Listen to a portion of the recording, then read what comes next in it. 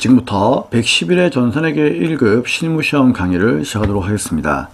자, 우리 회사는 예언상사고요. 회사 코드 나와 있고 사무용 가구의 제조와 도소매업 및 부동산 임대업을 영위하는 중소기업입니다.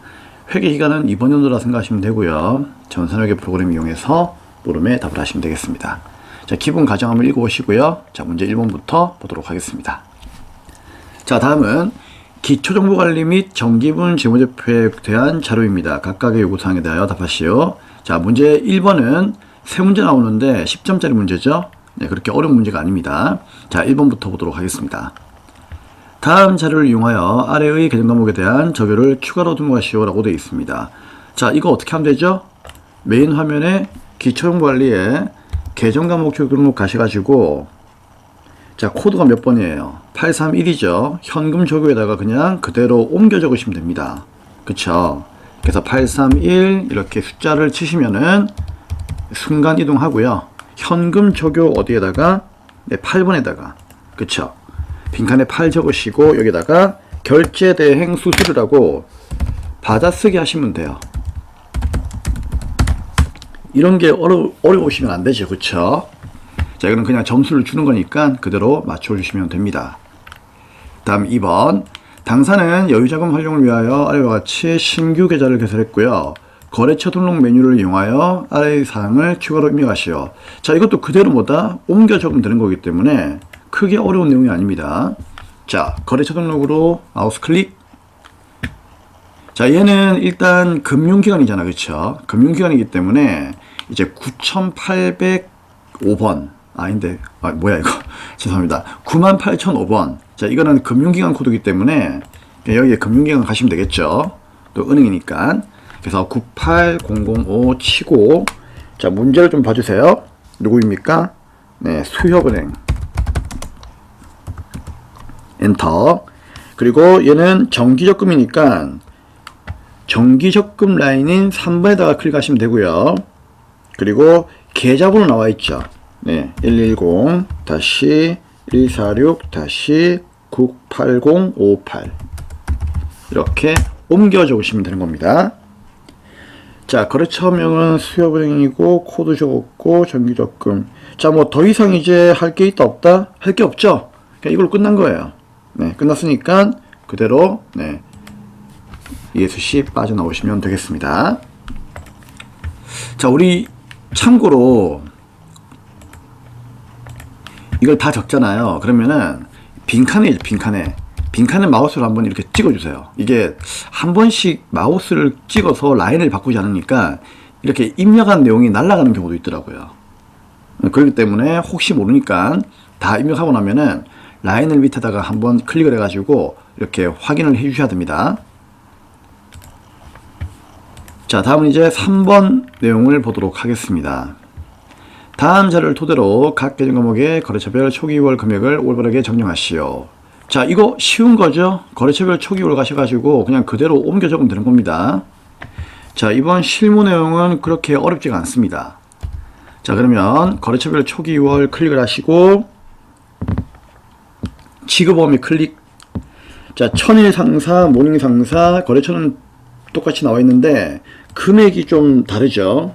자, 천일 상사는 930이 맞아요. 근데 모닝 상사는 얼마입니까? 930이 아니죠. 죄송합니다. 왜 이러지? 미안해요. 자, 930이 아니라 650이죠. 모닝 상사는 590이 아니라 870이죠. 그대로 그냥 바꿔만 주시면 되는 거예요. 자, 그래서 650, 870 이렇게 고치시면 되겠습니다. 자, 미지급금 마찬가지 클릭을 하시고요. 대명 한올 맞습니까? 맞네요. 자, 800이 아니라 얼마라고요? 450. 문제 보고 계시죠? 한울은 440이 아니라 얼마? 네, 790이다. 이렇게 입력을 하시면 되겠습니다. 자, 이렇게 해서 첫 번째 문제 1번. 자, 세 문제는 마무리를 하도록 하고요.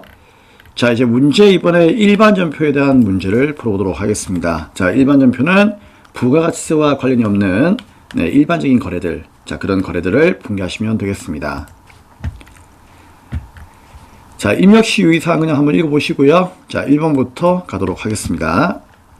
7월 10일 날 회사는 6월에 관리부 직원의 급여를 지급하면서 원천 징수한 근로소득세가 있는데, 자, 지방소득세도 있다, 그쵸? 2,000원. 자, 이거 그 당시에 이제 6월 달이죠. 6월 달에 월급 주었을 때 어떻게 했을까? 차변의 급여를 분개하고 그때 원천 징수했다면은 근로소득세, 지방소득세는 전부 다 뭘로? 대변에다가 예수금으로 분개했겠죠. 그쵸? 그럼 이렇게 분개를 했는데 그 예수금을 어떻게 했다고요? 보통예금 계좌에서 2차여 납부를 하였습니다. 그러면 2만원하고 2천원하고 납부했으니까 22,000원이 보통예금에서 나가죠. 들차 나대 나간다 하면 대변에 자산의 감소 보통예금 1번 얘 먼저 분개하고요. 그리고 차변은 뭐다? 그 전에 분개했던 이 예수금을 없애버리는 부채의 감소를 분개하면 되는 거죠. 2번 간단한 거죠. 자, 7월 10일 날 그대로 분개 한번 해보겠습니다. 자, 대변에 나간다 보통예금 얼마? 네, 22,000원 차변에 예수금 이렇게 마무리를 하시면 되겠습니다. 다음 2번 7월 16일 날 홍명으로부터 원재료 구입하기로 계약만 했죠. 구입한 건 아니죠. 그럼 계약만 했으니까 여기까지는 당연히 분개 안 하죠. 자, 우리 분개를 안 하는 건 뭐라고요? 거래가 아니면 분개를 안 해요. 그래서 그 거래가 아닌 것들 5가지 기억나십니까? 이론 문제에서 잘 물어보죠. 자, 이왕 하는 김에 한번 정리해 볼게요. 누구? 주문, 계약, 보관, 그 다음에요. 약속, 종업원, 채용. 자, 얘네들이 대표적으로 거래가 아닌 것들이죠. 거래가 아니란 얘기는 분개하지 않는다는 얘기예요. 그래서 계약하고는 분개 안 하는 겁니다. 하지만 계약금 100만 원을 수표를 반환하여 주었죠. 이거는 분개해야죠. 계약을 하는 건 분개 안 하지만 계약금을 주는 건 분개해야 돼요. 자, 그러면 수표 나간다. 들차 나대 나간다 대변에 당좌예금 1번 100만 원 자산의 감소. 왜 나갔죠? 돈을 미리 준 거죠. 먼저 선자 차변에 선급금 자산의 증가 이렇게 분개하시면 되는 겁니다. 자, 그러면 7월 16일 날 분개할게요. 대변에 뭐다? 네, 당좌예금이 나갔어요. 얼마? 네, 100만 원 나왔고요. 차변에 이하를 뭘로 분개한다? 선급금 자산의 증가로 분개하시면 되겠습니다. 거래처는 누구? 네, 홍명입니까? 네, 홍명. 흥명 아닌데 잠시만요. 아, 홍명이구나. 네. 자, 홍명으로 이렇게 거래처를 달아주시면 돼요. 자, 다음 이제 3번 보도록 하겠습니다. 8월 10일 날 BC카드 7월분 결제대금 200만원이 보통예금 계좌에서 인출되었습니다. 단 회사는 신용카드 사용대금을 미지급금으로 처리하고 있습니다. 자, 이게 무슨 말이죠? 우리 회사가 말 그대로 카드 대금을 결제한 거예요. 뭘로? 보통예금으로. 그러면 당연히 대변은 뭐다? 보통예금 나야겠죠. 이게 대변의 1번이에요. 보통예금 200만원. 그러면 차변에 이제 카드 대금을 갚았으니까 부채가 감소하겠죠. 근데 그 부채 이름이 누구라고요? 미지급금 처리하고 있으니까 미지급금 갚은 거죠. 그 미지급금이 사라지면서 부채 감소 200만원 이렇게 분개하시면 되겠습니다. 당연히 거래처는 BC카드를 달아주시면 되겠습니다. 자, 8월 10일 날 대변에 자, 누가 나간다? 보통예금이 일단 나갑니다. 그쵸? 자, 얼마 나갑니까?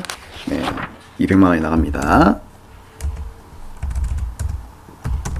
그리고 차변의 이하를 뭘로 분개한다? 미지급금으로 분개를 하시면 돼요. 거래처는 BC카드.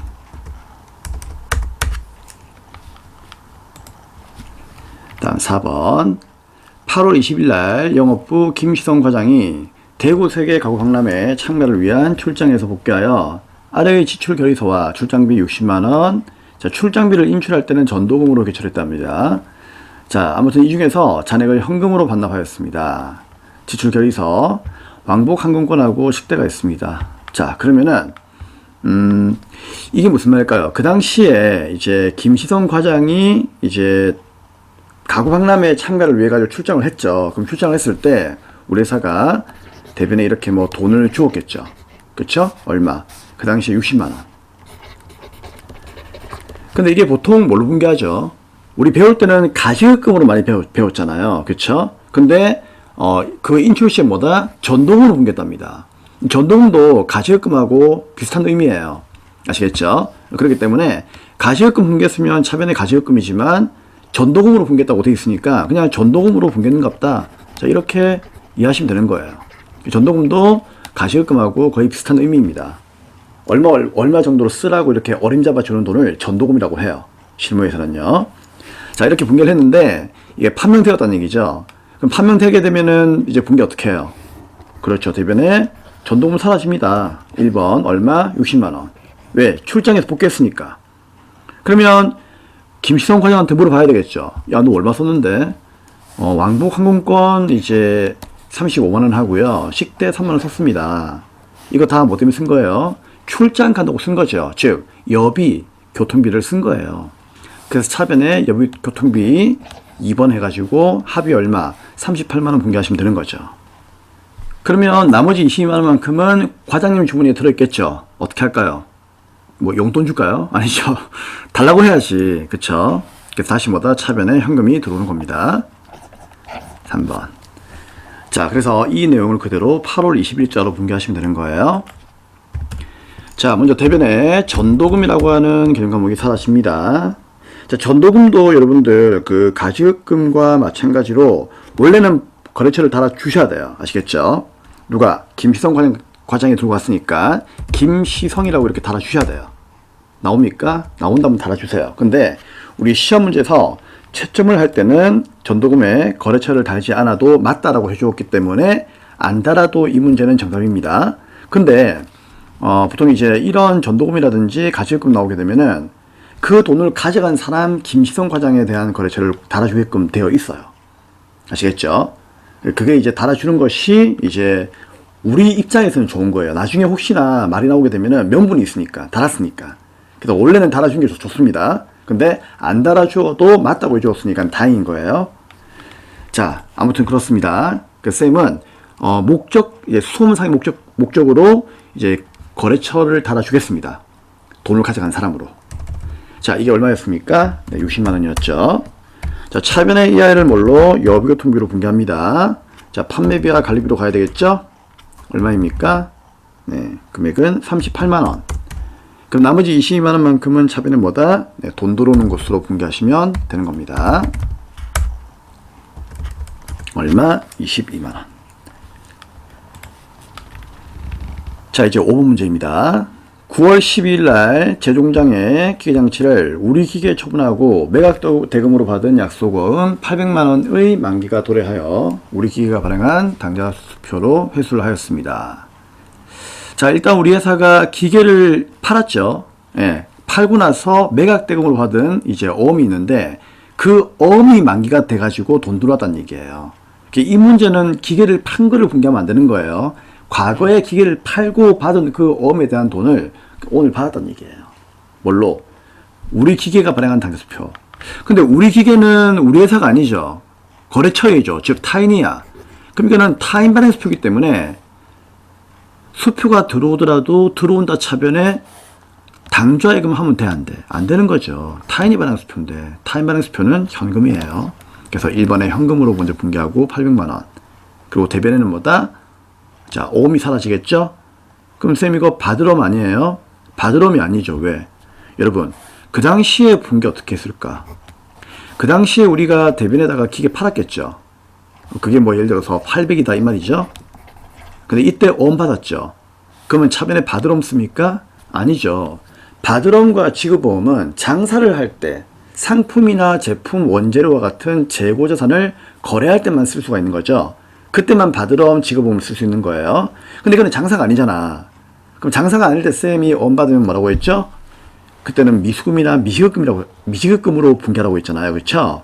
근데 이거는 이제 돈을 받아야 되는 거니까 받지 못한 돈 그 당시에 미수금으로 이렇게 분개했을 거란 얘기예요. 그래서 그 당시에 분개를 할 수 있어야 되는 거야. 그럼 당연히 이제 돈 받았으니까 대변은 뭐다? 미수금이 사라지는 분개를 하시면 되는 거죠. 그렇죠? 자, 9월 12일입니다. 자, 차변에 뭐가 들어온다? 현금이 들어옵니다.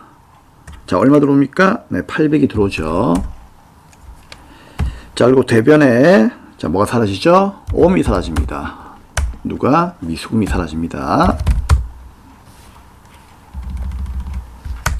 자, 거래처는 누구입니까? 거래처는 네, 우리 기계가 되는 거죠. 네, 이렇게. 자, 이제 6번입니다. 10월 28일 날 중국의 라일라이입니까? 네. 라일라이 컴퍼니 리미티드. 자, 이렇게 뭐 나와 있네요. 자, 에 대한 제품 수출 외상물 출금 3만 달러. 선적하는 그 날짜의 환율은 1300이고요. 1달러에. 자, 아무튼 이걸 회수해서 즉시 원화 보통예금으로 입금을 하였습니다. 입금일의 기준 환율은 1380원이었어요. 자, 그러면 일단 우리가 이 문제는 외상값 받았다는 얘기죠. 그쵸? 그럼 차변에 뭐다? 보통예금이 들어올 거예요. 그쵸? 자, 일단은 여러분들, 미국 금액으로, 그러니까, 미국이냐? 달러죠, 달러. 자, 달러니까 미국이죠. 자, 미국 USD로 한번 분개해 볼게요. 자, 얼마? 3만 달러의 보통예금이 들어왔다는 얘기죠. 그리고 대변에 뭐다? 외상값 받은 거니까 외상 매출금이 3만 달러가 사라지겠죠. 그래서 이거를 아메리칸 스타일로 분개하게 되면은요, 정말 쉬워요. 차변에 보통예금 3만 달러, 대변에 외상 매출금 3만 달러.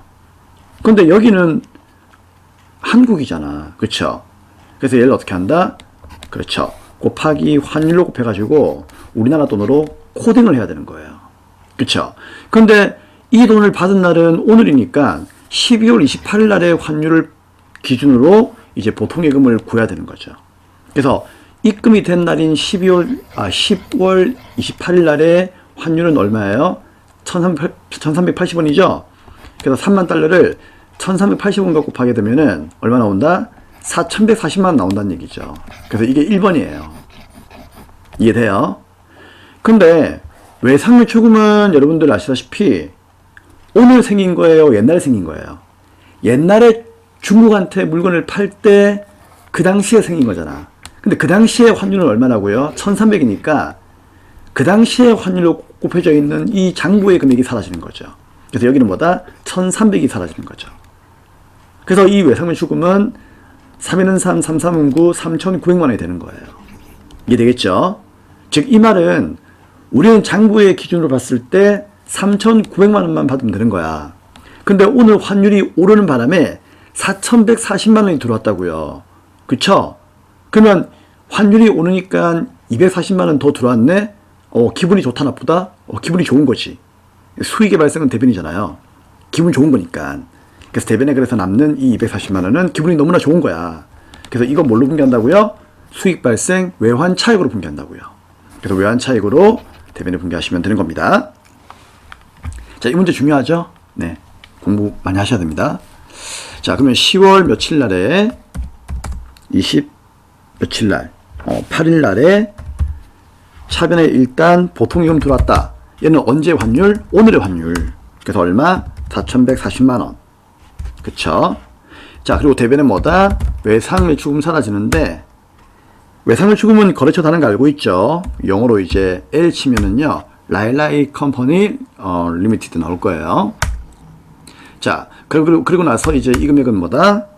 이거는 옛날의 환율이니까 3,900으로 이제 분기를 해야 되는 거지. 그쵸? 그럼 나는 3,900만 받으면 되는데 4,140만 들어왔으니까 240만 원만큼 상당히 기분이 좋은 거죠.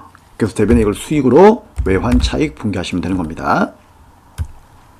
어려운 내용이 아니죠, 여러분? 네. 뭐 어려운 얘기 하는 게 아니에요. 수업 시간 때 다 배운 거고, 충분히 이해할 수 있을 거라고 생각합니다. 만약 그러면 이 돈이 작게 들어오면은 여기에 금액이 남겠죠. 그건 상당히 이제 기분이 안 좋은 거지. 그때는 이제 외환 차손으로 분기하시면 되는 거다. 자, 이렇게 해서 일반전표는 마무리를 하도록 하고요. 이제 3번에 있는 매매시험표 가도록 하겠습니다. 자, 전산에 매매시험표 입력 띄우시고요. 네, 일반전표는 이제 닫겠습니다. 그리고 자, 얘도 총 6문제 나오니까 네, 1번부터 풀이를 하도록 하겠습니다. 자, 7월 6일 날 아이넥스의 제품을 판매하고, 자, 판매했으니까 판매 동그라미, 다음과 같이 전자상계안서 밑줄 짝 체크. 발급하였으며 대금은 한 달 뒤에 받기로 했습니다. 자, 뭘 팔았을까? 사무용 책상 등을 팔았죠? 근데 이게 제품이니까 분기할 때는 제품이에요. 비품 아닙니다, 여러분. 제품이라고 되어 있잖아, 그쵸? 자, 수량과 단가 나와 있고 금액이 나와 있으니까 그대로 적으시면 돼요. 근데 돈은 한 달 뒤에 받기로 했으니까 전액이 이제 외상으로 되어 있죠? 그래서 외상으로 이제 매출금 분기하시면 되겠습니다. 자, 7월 6일 날 가겠습니다. 자, 일단 팔았고 세금계 한 서니까 어느 쪽? 왼쪽이죠. 매출의 과세 11번. 잘 따라오고 있죠? 자, 품목은요. 사무용 책상 해도 괜찮고요. 뭐 제품이라고 해도 괜찮아요. 품목과 수량 단가는 어차피 특별한 말이 없으면 채점 대상은 아니기 때문에 말만 맞으면 돼요. 자, 일단 그래도 시험을 칠 때는 불안하니까 뭐 있는 그대로 쓰겠습니다. 자, 수량은 1000개, 단가는 23,000원. 그러면 2300에 230 되는 거고요. 거래처는 누구예요? 네, 아이닉스. 그리고 전자에 체크합니까? 전자 세운계한서라 되어 있으니까 체크해야 되겠죠. 자, 대금은 외상이니까 전액 외상 2번을 눌러주시면 대변의 제품 매출, 부가세 예수금 알아서 분기되어 있고 자변의 외상 매출금 이렇게 분기를 마무리하시면 되겠습니다.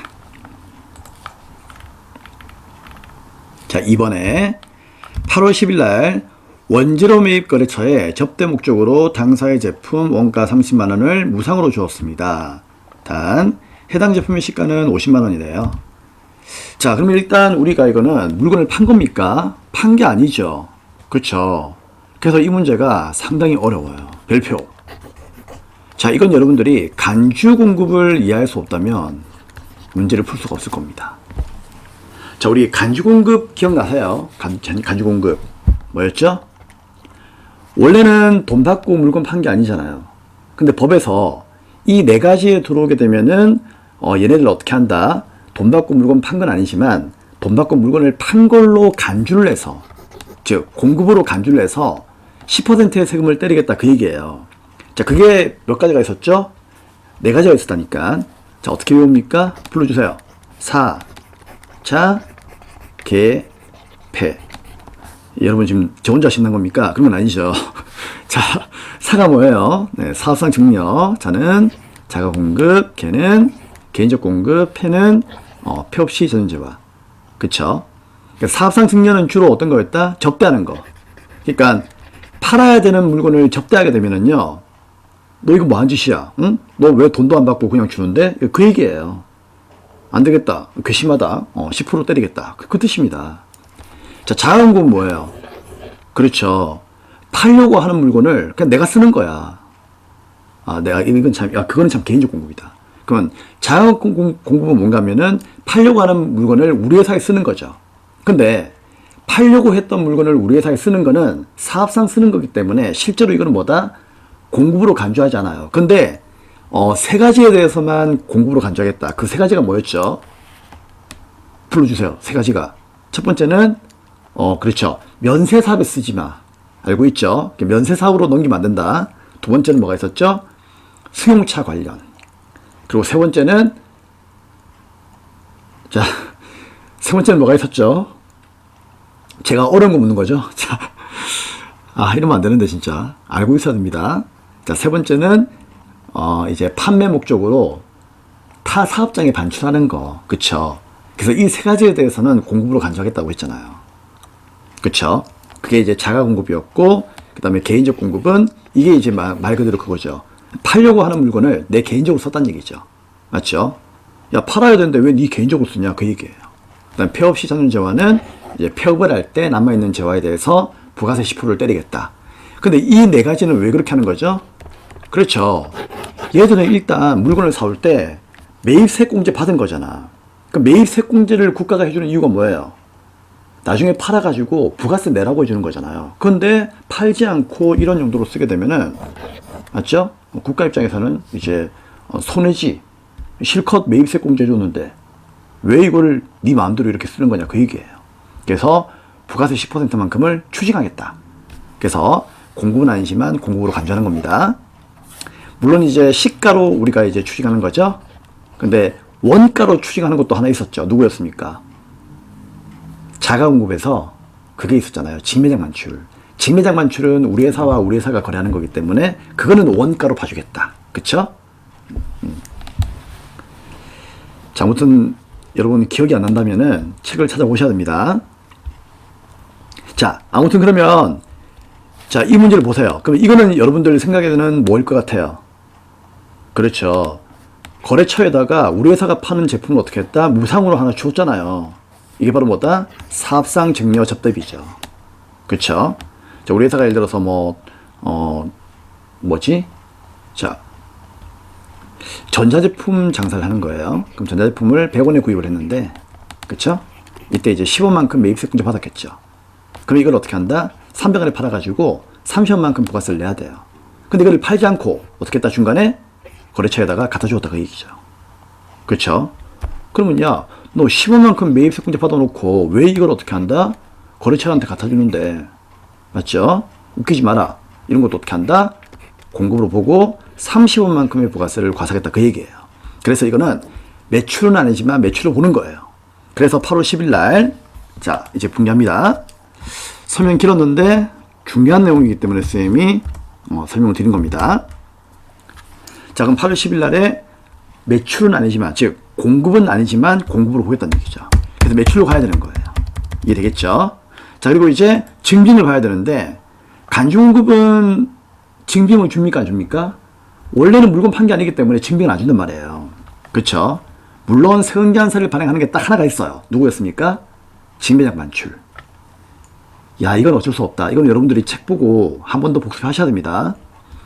자, 직매장 반출을 뺀 나머지는 이제 세은계산서를 발행하지 않는 거죠. 얘는 원래 물건을 판 게 아니니까.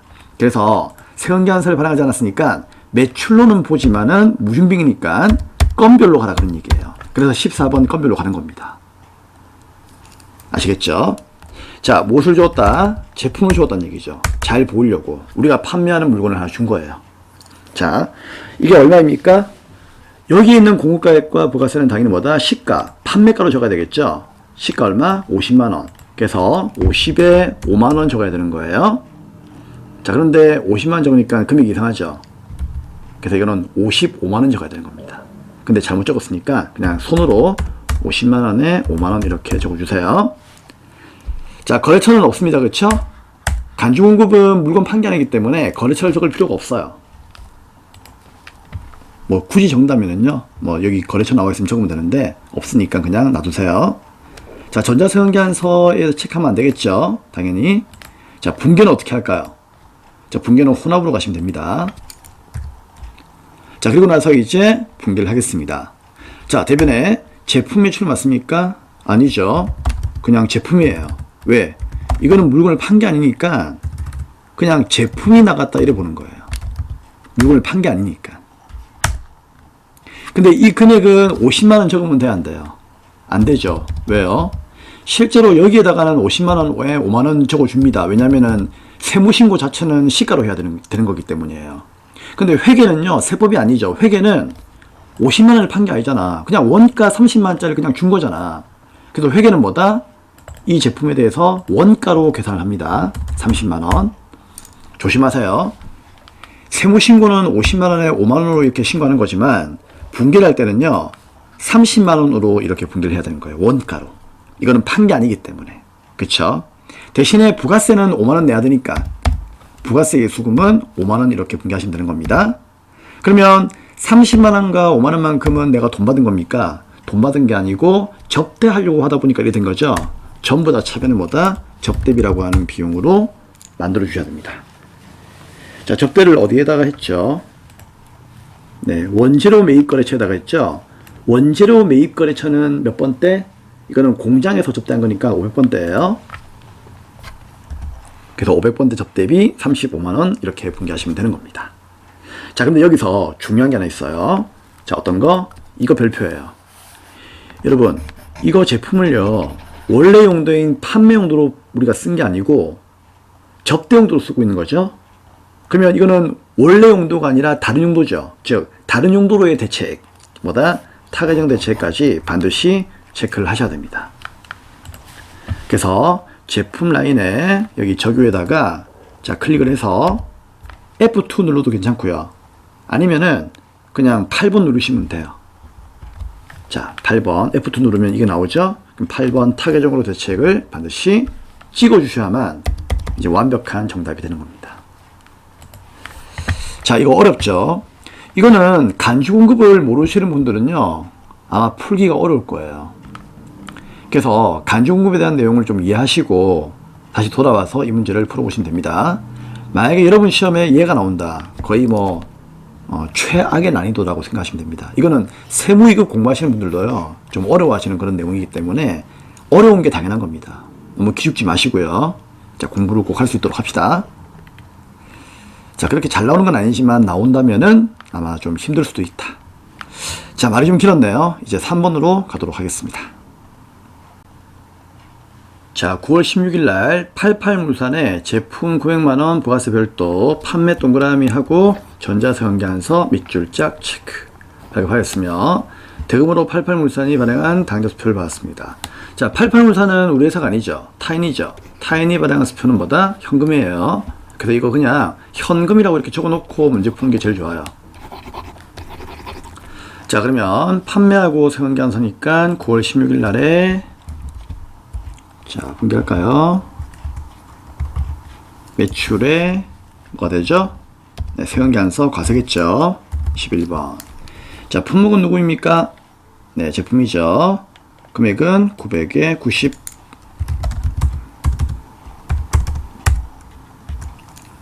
자, 거래처는 누굽니까?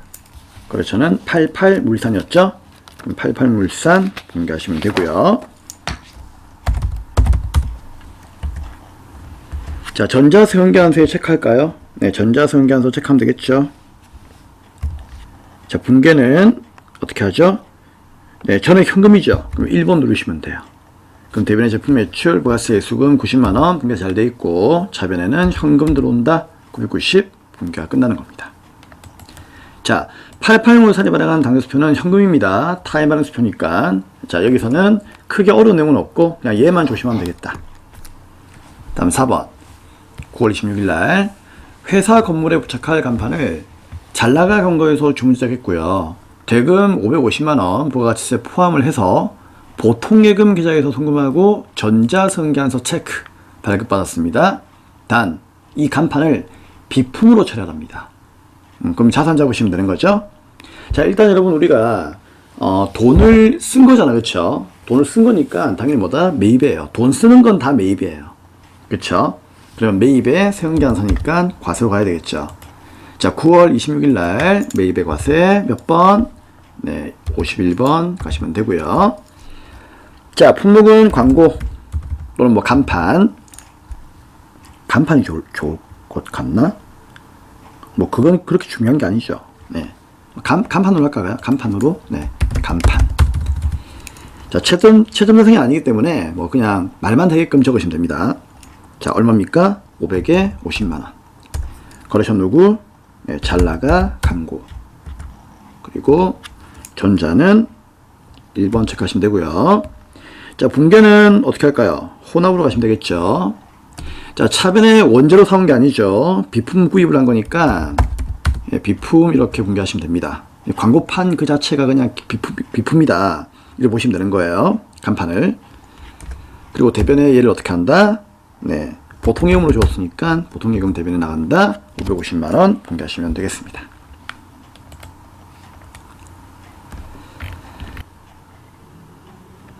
다음은 5번입니다.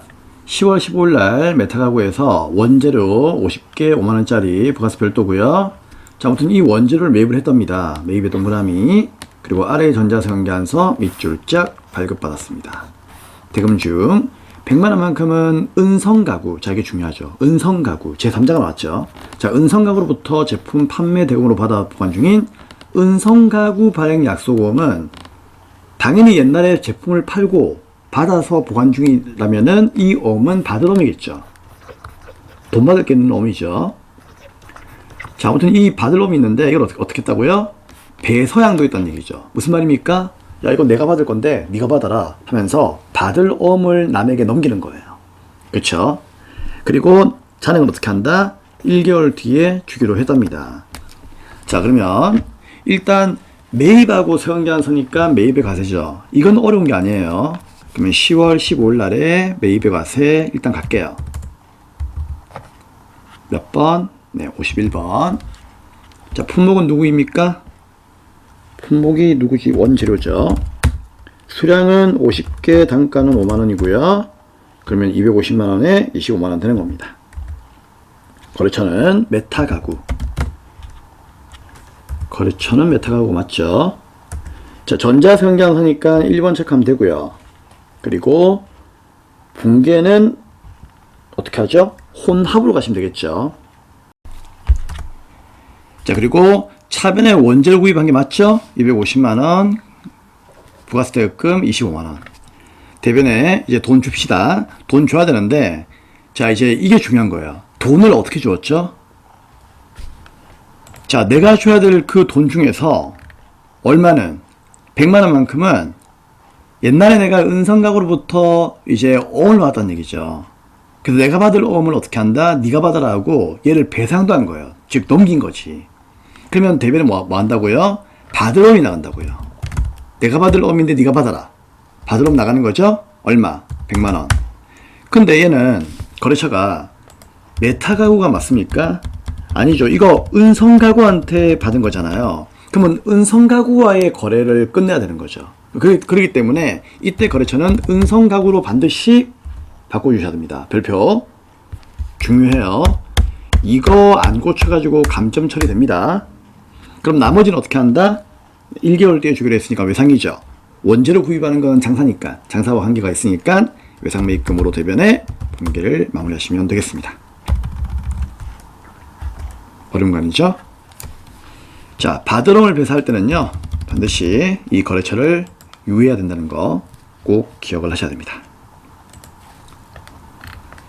자, 이제 6번 문제 보도록 하겠습니다. 10월 20일 날 대표이사 한태양은 본인의 자녀 대학교 입학 축하 선물로 니캉전자에서 디지털 카메라를 380만원의 별도, 부가세 별도에 구매하면서 당사 명의로 전자세금계산서 체크 발급받고 대금은 보통예금 계좌에서 지급하였다. 대표이사 한태양의 가지급금을 회계처리할 것. 자, 이거 어떻게 한대요? 그렇죠. 일단 구입을 했죠. 뭔가를 구입을 하고 세금계산서를 받아오면서 돈을 주었다는 얘기는 아무튼 매입이라는 얘기야. 매입. 그리고 매입이고 증빙은 세금계산서니까 매입의 뭐다? 원래는 과세로 가야 되겠죠. 자, 그러면 12월 며칠 날 20일 날에 원래는 이게 과세란 말이지. 그쵸? 근데 문제는 뭔가 하면은 여기는 이 유형은요, 과세로 가면 안 되고 불공으로 가야 됩니다. 왜 그럴까? 그렇죠. 사업과 관련이 없잖아요. 대표가 그냥 지 마음대로 자기 그 자녀한테 회사 돈 가지고 딕 하나 그냥 사준 거죠? 이런 거는 공제가 안 돼요. 그래서 불공제로 가야 되는 겁니다. 자, 품목은 디지털 카메라. 그 다음에 수량은 없고요. 공급가액은 자 380만원에 부가세 별도니까 네, 38만원 이렇게 적으시면 되고요. 자, 거래처 코드는 누구입니까? 니캉 전자 적으시면 되고 전자에다 체크합니다. 자, 불공제 사유는 F2 누르고 자 누굽니까? 네, 이거는 이제 사업과 관련이 없으니까 2번을 체크하시면 돼요. 그리고 분계는 혼합으로 하시면 되겠습니다. 자, 차변에 원재료 구입한 게 맞나요? 아니죠. 대표이사가 자기 마음대로 돈을 쓴 거죠. 자, 우리 대표가 자기 마음대로 이제 사적으로 쓴 돈, 법인 기업에서는 뭐라고 부르죠? 업무무관 가지급금 기억나십니까? 그래서 가지급금으로 분계를 해야 된다. 알고 있죠?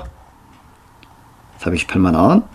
자, 얘는 공제가 안 되기 때문에 부가세 대급금 매입세액이 없죠. 그 매입세까지 다 포함을 해가지고 가지급금이 되는 겁니다. 근데 이거는요, 그 대표이사 누가?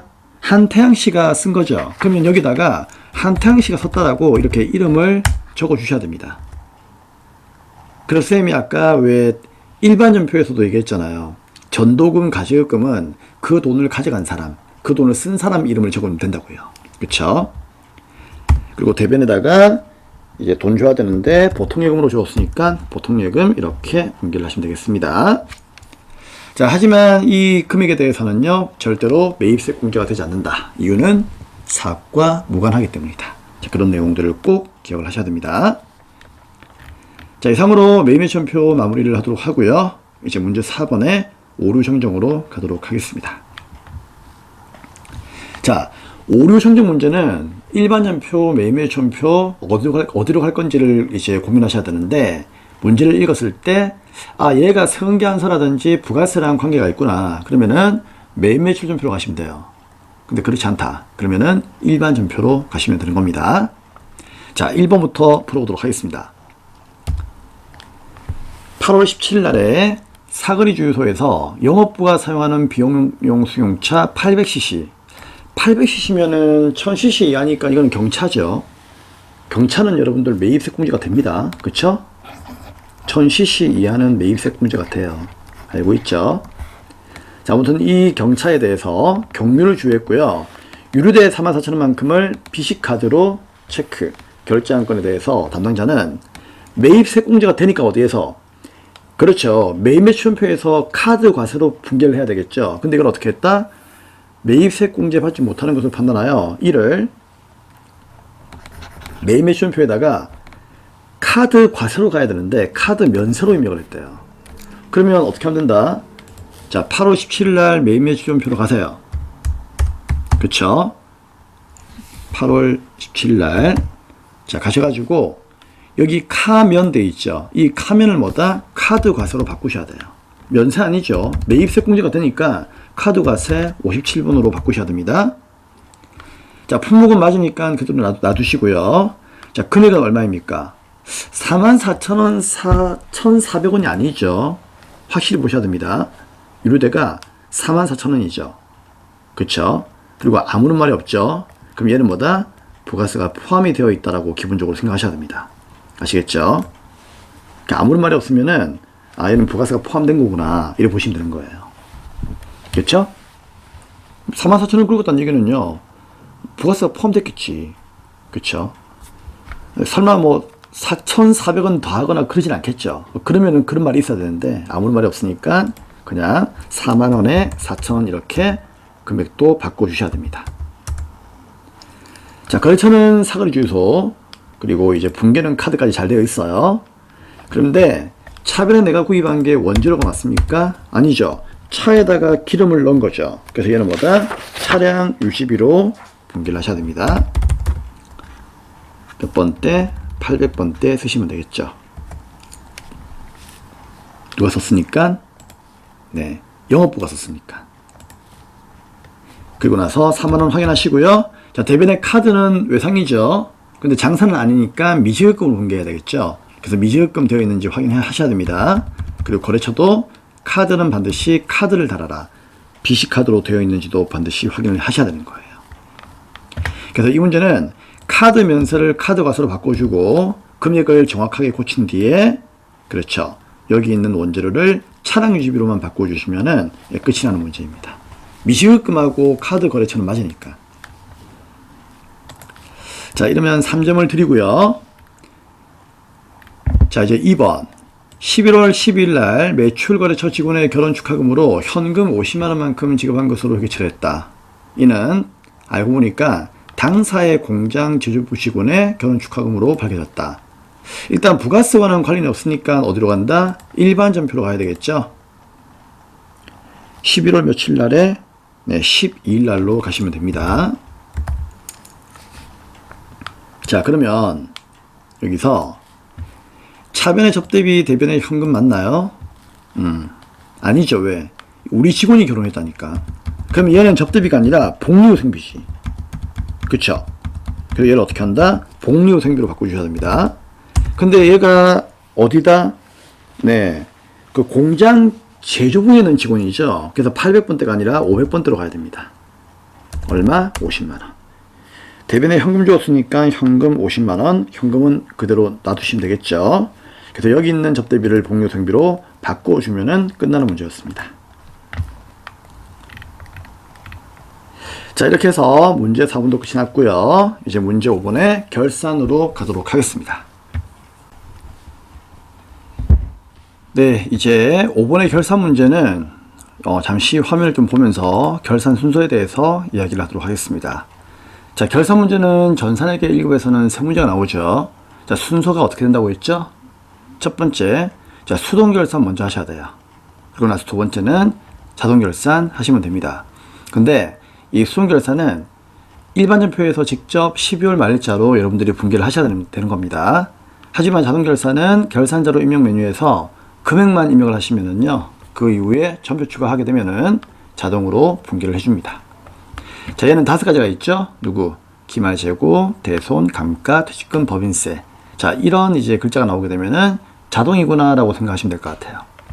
자, 그러면 이제 문제를 보면서 수동은 수, 자동은 자. 자, 이걸 먼저 골라보도록 하겠습니다. 자, 1번은 뭘까요? 네, 수동이죠? 수. 2번은 네, 수동이죠? 3번은요? 자, 3번은 자동이죠. 왜? 감가 생각은 자동입니다. 그래서 1번, 2번을 먼저 분기하고 그 다음에 3번을 마무리하시면 되겠습니다. 자, 그러면 이제 1번 문제를 풀 건데요. 자, 얘는 부가가치세 이제 상계 처리에 대한 분기이기 때문에 잠시 우리가 기억이 안 나니까 공부했던 내용을 잠시 복습할 겸 빠르게 보고 나서 그 다음에 문제를 풀어보겠습니다. 자, 화면 보겠습니다. 자, 우리가 이렇게 1월 1일부터 언제까지 12월 말까지 이렇게 1년이라고 하는 기간 동안에 반을 나누어서 1기와 2기로 나온다는 거 이야기했죠. 자, 여기는 이 1기는 다시 이제 예정과 확정으로 나누어서 우리가 이제 부가가치세를 신고하게 되는데, 논의의 편의상 1기 확정이라고 생각을 하고 이제 설명을 드릴게요. 물론 기본 강의 때 설명드렸지만은 빠르게 한번 설명드리겠습니다. 자, 1기 확정은 4월 1일부터 언제까지죠? 6월 말까지죠. 근데 이 3개월 동안 동안의 매출세액에서 매입세액을 뺀 나머지의 그 납부세액을 6월 말날에 납부합니까? 아니죠. 6월 말날에 납부하는 게 아니고 7월 언제까지? 25일까지 납부하는 거죠. 왜냐면은 그런 업무가 하루 만에 되는 게 아니기 때문에 25일 정도의 기간을 주더란 얘기예요. 그럼 만약에 우리가 이 3개월 동안 원재료 매입할 때는요, 차변은 뭐다? 원재료. 그쵸? 예를 들어 저희가 100원이다. 그럼 대변의 현금은 부가세를 포함해가지고 110원 주겠죠.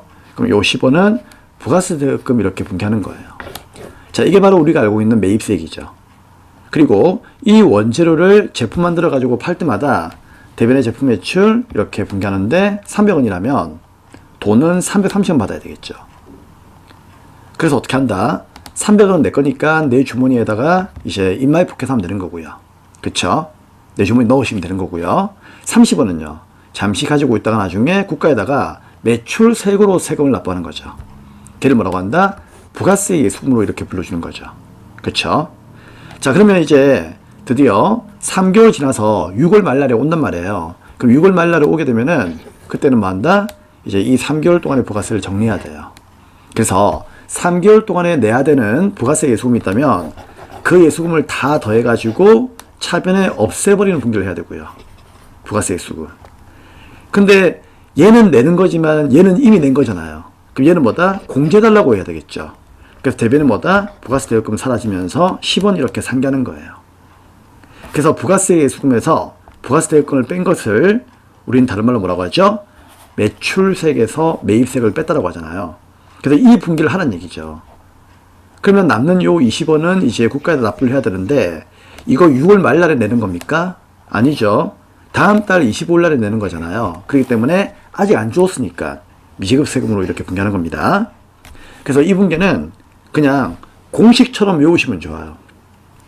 그쵸? 그래서 과세기간 총률마다 차변은 뭐다? 부가세 예수금, 대변은 부가세 대여금, 미지급 세금. 자, 이렇게 분기하는 것을 부가가치세 뭐라고 한다? 상계 처리 분기다라고 이렇게 불러주는 거예요. 그래서 1기 예정은 1월부터 3월달 말까지니까 3월 말일날에 이제 2분기를 해야 되고, 또 4월 1일부터 6월 말이니까 6월 말일날에 2분기 해야 되는 거죠. 그럼 2기 예정은요, 7, 8, 9니까 9월 말일날에 또 2분기를 해야 되고, 2기 확정은 10, 11, 10이니까 12월 말일날에 이제 2분기를 해야 되는 거죠. 그래서 2분기를 1기 예정, 1기 확정, 2기 예정, 2기 확정 끝난 날마다 1년에 총 4번을 해야 되는 붕괴예요. 그리고 나서 이제 그 다음 달 25일 날에 우리가 부가세를 신고하면서 납부하죠. 그러면 대변은 뭐다? 현금 나가면서 미지급 세금을 납부하게 되면은 차변의 부채가 감소하는 겁니다. 자, 이걸 납부분개라고 하죠. 그래서 우리 시험 문제에서는 상계 처리 분개를 하시오라고 하는 이런 문제가 나올 수도 있고, 부가세 납부분개를 하시오라고 하는 이런 문제가 나올 수도 있단 말이에요. 어떤 게 나올지 모른단 말이에요. 근데 여기 있는 상계 처리 분개가 좀 많이 나오기 때문에 결산 문제에서는 이제 이 문제를 조금 여러분들이 눈여겨봐 주셔야 됩니다. 그래서 문제를 봤을 때 얘가 상계 처리 분개구나 하면은요, 차변의 부가세 예수금, 대변의 부가세 대금, 미지급 세금 공식처럼 외워주시고요. 납부 분개다. 그럼 차변의 미지급 세금, 대변의 현금 이렇게 공식처럼 외워주시면 좋습니다. 자, 그러면 이제 1번 문제 풀어볼 건데, 2기 부가세 확정 신고 기간에 대한 부가세 예수금은 이만큼 되는 거고요. 대금은 이만큼 되는 겁니다. 자, 1은 뭐라고요? 정리가 뭐죠? 상계 처리하는 분개를 하라는 얘기예요. 그쵸? 자, 불로원자는 무시하고 납부세액은 미지급세금으로, 환급세액은 미수금으로 처리할 것. 자, 그러면 얘는 상계 처리 분개가 아니라 뭐다? 죄송합니다. 납부 분개가 아니라 뭐다? 상계 처리 분개죠? 그럼 공식처럼 뭐다? 부가세 예수금, 부가세 대금, 미지급 세금. 그래서 정답이 이렇게 되는 겁니다. 그러면 부가세 예수금은 4,938만 7,500원이고 부가세 대금은 3,404만 6천원이 되는 거잖아요. 그럼 여기서 여기를 빼니까 그래도 내야 되는 세금이 더 많죠? 그쵸? 그 세금은 다음 달 25일 날 낼 거니까 아직 안 내었죠. 그래서 미지급 세금으로 마무리를 하시면 되는 겁니다. 그래서 상계 처리 분개는 부가세 예수금, 부가세 대금, 미지급 세금 이렇게 공식처럼 외우시면 되는 겁니다. 자, 얘를 일반연표 12월 말날에 가셔가지고 분개를 하라는 얘기죠. 차변에 부가세 예수금, 그쵸? 자, 얼마입니까? 네, 49387,500. 그리고 대변에 부가세 대금. 자, 얼마? 34046,000. 그리고 나머지는 대변에 뭐다? 네, 미지급 세금으로 분개를 하시면 되겠습니다.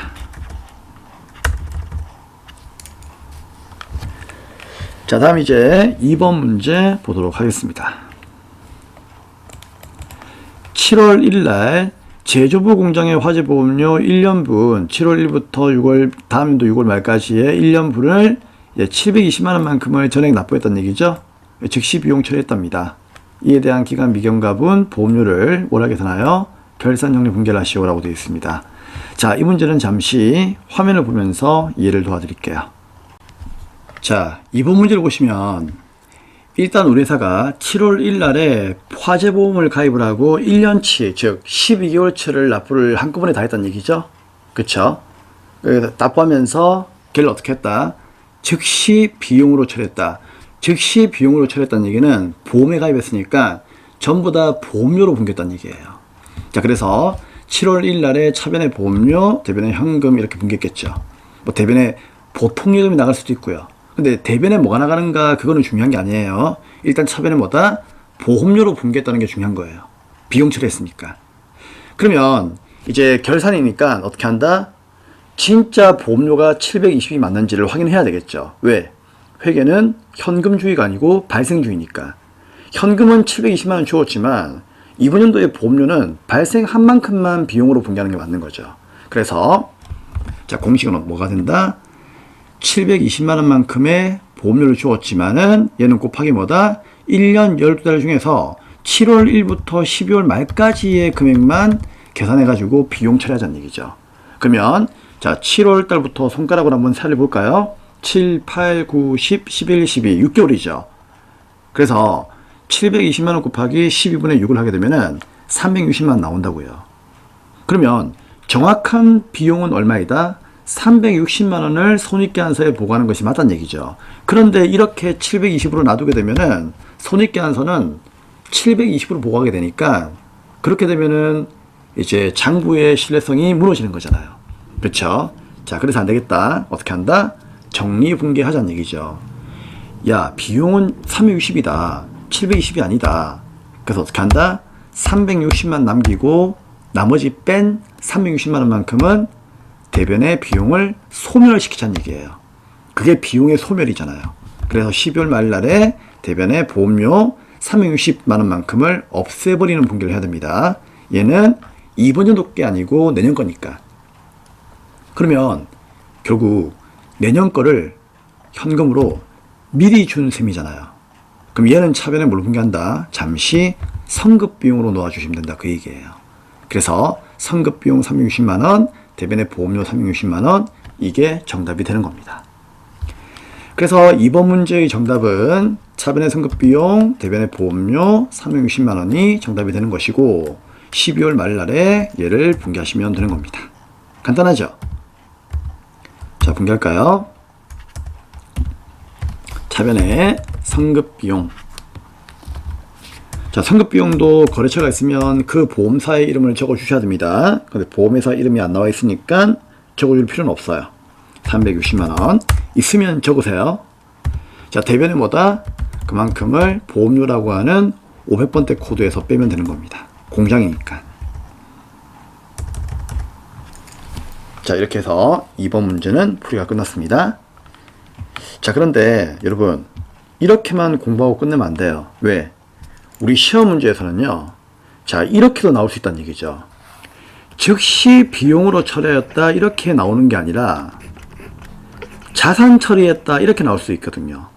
그럼 여러분 자산 처리했다라고 나오는 경우는 어떤 경우입니까? 그렇죠.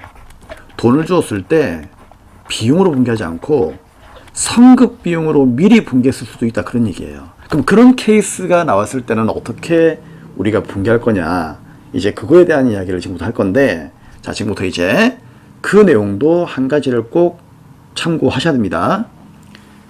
이 문제가 비용 처리하였다 이렇게 나올 수도 있지만 자산 처리했다 이렇게 나올 수 있단 말이에요. 자, 그러면 자산 처리했다면은 그때는 어떻게 분기하면 되느냐. 자, 7월 1일 자산 처리했다는 얘기는 이 얘기죠. 대변의 현금은 똑같이 얼마? 720만 나가는데 보험료가 아니라 성급 비용으로 잡아버렸다, 그 얘기예요. 자, 이렇게 할 수도 있다는 얘기입니다. 그러면 12월 말날에는 어떻게 분기할까요? 일단 비용 처리하던 자산 처리하던 무조건 뭐다? 이번 연도의 보험료가 얼마인지를 먼저 구하세요. 얼마입니까? 720만 중에서 12분의 6인 360이 정확한 비용이죠. 그렇죠? 근데 얘는 비용을 이미 처리했기 때문에 비용이 너무 많이 잡았으니까 너무나 많이 잡은 비용을 대변에 소멸시켜버리고 성급 비용으로 돌린 거죠. 근데 얘는 거꾸로예요. 얘는 아예 비용을 안 잡았죠. 그래서 12월 말날에 차변의 비용이 발생, 보험료를 계산해가지고 360을 그대로 비용을 잡으셔야 되는 거예요. 아시겠죠? 왜냐면 얘는 비용을 안 잡았으니까. 얘는 비용을 많이 잡았으니까 깠지만 얘는 비용이 아예 없으니까 비용을 잡아야죠. 그럼 쌤, 대변에 어떻게 할까요? 어떻게 할까요? 360만 원만큼은 이번 연도의 비용이잖아요. 그럼 얘는 뭐다? 먼저 준 비용이 아니잖아요. 그렇죠? 내년 게 아니잖아. 그렇기 때문에 성급 비용에서 빼주는 분기를 해야 됩니다. 그래서 야, 미안하지만 성급 비용은 720이 아니다. 360만 원만큼은 이번 연도 거기 때문에 여기에서 이만큼을 빼겠다라는 분계로 마무리하시면 되는 겁니다. 그래서 비용 처리했을 경우에는 결산분계가 이게 정답이지만, 맞죠? 만약에 얘를 비용이 아니라 자산, 성급비용으로 이렇게 분계했다면요, 그때는 뭐다? 정답이 얘가 될 수가 있다는 얘기죠.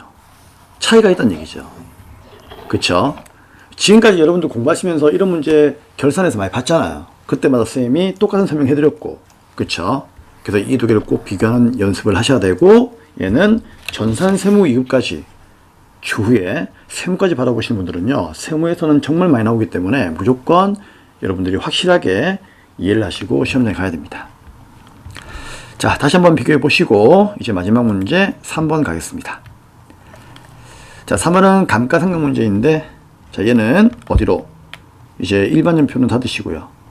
수동결산 다 끝났죠?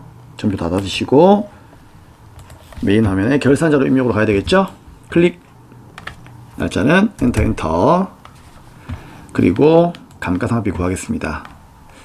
4월 15일 날 제조부에서 사용하기 위해서 취득한 화물차에 대한 자료입니다. 아래 주어진 자료에 대해서만 감가상각을 하세요 라고 되어 있네요. 그러면은 얘는 감가상각비를 구해야 되겠죠. 자, 취득은 4월 15일 날 했고 취득원가 3천만원, 포터, 잔존가치는 0이고요. 내용연수 5년인데 정액법으로 하랍니다. 자, 3천만원만큼을 이제 내용연수로 나누어 가지고 정액법을 적용하면 되겠죠. 자, 정액법 공식이 뭐예요? 취득한 원가에서 잔존가치를 빼고요. 나누기에 내용연수하면 되는 거죠. 그러면은 자, 계산합시다. 3천만원에서 잔존가치는 0이니까 뺄 게 없죠. 그럼 바로 그냥 뭐다? 나누기 5년 하면 돼요. 그럼 얼마 나옵니까? 600만 나오죠. 그럼 쌤, 600만원이 정답 아닙니까? 아니죠. 왜요? 얘는 이번 연도 4월 15일날 구입했단 말이에요. 어떻게 한다? 월할 생각해야 됩니다. 그래서 곱하기 뭐다? 12분의 4월달부터 썼으니까 우리 감가상각비를 월할 계산할 때는요, 4월 1일날에 구입한 것도 4월달이고 4월 말일날에 구입한 것도 4월달이에요. 그래서 그냥 얘는 1은 무시합니다. 월만 가져가면 돼요. 그러면 4월달에서 12월달까지 썼으니까 4, 5, 6, 7, 8, 9, 10, 11, 12 9개월 동안 썼다는 얘기죠. 그러면 600만원 곱하기 12분의 9를 하세요. 아시겠죠? 얼마 나옵니까? 450만원 나온답니다. 그쵸? 그래서 450만원이 네, 정답이 되는 겁니다. 그래서 450만원을 이렇게 이제 분개를 하면 된다 그 뜻인데, 맞죠? 자, 이거는 무시하세요. 이거 보지 마세요. 자, 그래서 요 금액을 분개하면 된다는 얘기인데, 이거는 여러분들이 어떻게 한다? 분개할 필요가 없고요. 그냥 결산 자료 입력에, 자, 이게 촬영방구가 어디 거죠? 제조부니까, 자, 공장으로 가야 되겠죠. 공장으로. 그래서 재료비, 노무비, 경비에 있는 이 경비가 공장이죠. 여기에 감가상각비 어디 있습니까? 네, 여기 있죠. 일반 감가상각비. 자, 여기에 가셔가지고 여기에다가 금액을 넣으셔야 되는 거예요. 자, 얘는 기계장치입니까? 아, 아닌데 화물차인데, 그러면 차량방구, 그렇죠. 여기에 가셔가지고 여기에 450만원 넣으시면 돼요. 자, 더 이상 자동결산 없죠? 그러면은 이제 점수 추가하시겠습니까? 예 누르시면은 전산이 알아서 결산을 완료해 줍니다. 전산이 알아서 이름 분개해 주니까요. 여러분들은 그냥 점수 추가만 잘 누르시면 되는 거예요. 자, 이렇게 해서 결산 문제 3문제를 완료했고요. 네, 이제 마지막 문제 6번 조회 문제를 풀어보도록 하겠습니다. 자, 이제 그러면 조회 문제를 풀 건데, 자, 조회 문제는 참고로 이제 여기에 있는, 네, 쌤이 기본 강의 때 설명했던, 자, 이 팁을 가지고 문제를 풀면 되겠죠? 네, 뭐 다들 알고 있으니까 이제 문제를 풀어보겠습니다.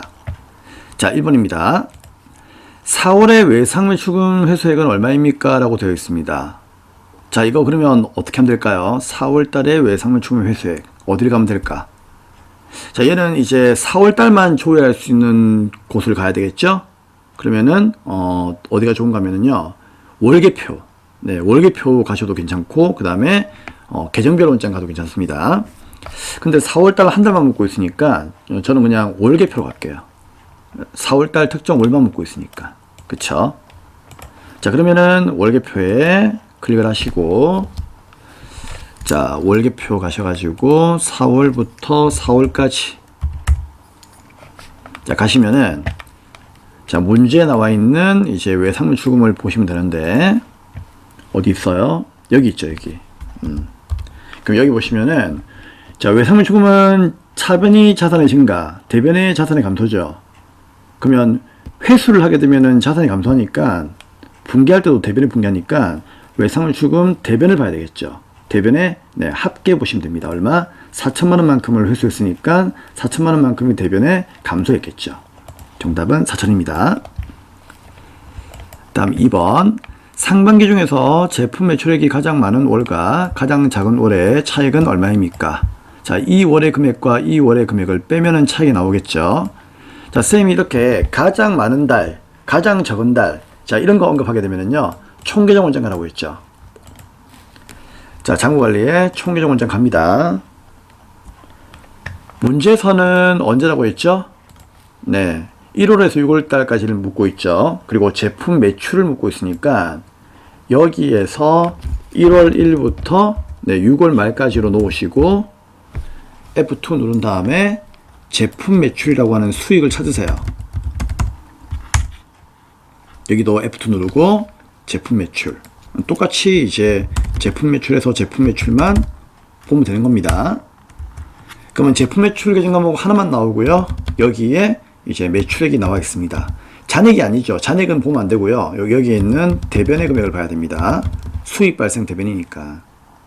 그러면 가장 매출액이 많은 달이 언제예요? 6월달이죠. 6월달. 1억 4,715만 원만큼 팔았어요. 그럼 가장 적게 판매한 달은 언제이죠? 2월달이죠. 2,952만 원. 그러면 차액을 묻고 있으니까 여기 있는 이 금액에서 여기 있는 이 금액을 빼면 되는 거잖아요. 많은 금액, 적은 금액을요. 그러면 정답이 나옵니다. 자, 그 금액이 얼마라고요? 네, 1억 1,763만 원이 정답이 되는 겁니다. 3번 1기 확정 신고 기간에 세운계안서를 받은 고정자산 매입세액은 얼마입니까? 고정자산은 보통 이제 유형자산 얘기하는 거죠. 자, 얘는 어떻게 할까요? 부가가치세 이제 신고소에 가는 게 낫겠죠. 거기 가면 이제 고정자산 매입세액이 나와 있거든요. 자, 보여드릴까요? 자, 부가가치에 부가세 신고서 클릭. 전산회계 1급과 세무 2급을 같이 준비하시는 분들은 이게 참 쉬운데 전산회계 1급만 공부하시는 분들은 좀 어려울 거예요. 그래서 좀 외워주셔야 됩니다. 자, 4월 1일부터 6월 말까지를 놓으시고 엔터 치면은 자, 매입에 가면은요 고정자산 매입이라고 되어 있을 거예요. 여기 그쵸? 자, 이 금액이 답입니다. 근데 매입보다 세액을 묻고 있으니까 얼마? 네, 637만 2천 원이 답이 되는 거예요. 그래서 정답을 확인하시면 되고요. 이렇게 해서 현시간부로 네, 6번까지 회계 1급 실무시험 풀이 강의도 마무리를 하도록 하겠습니다. 자, 참고로 이제 조회 문제의 이 정답은 여러분들이 어디에다가 입력을 하면 되는 거죠? 수업용 프로그램에서 이제 여기 이론 문제 답안 작성.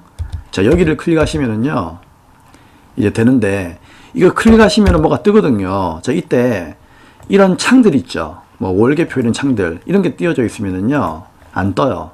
그래서 모든 걸 다 닫고 나서 여기를 클릭하셔야 됩니다. 그럼 이런 게 뜨죠. 그럼 여기 있는 이 세 칸이 조회 문제 답안이기 때문에 여기다가 금액을 입력하시면 돼요.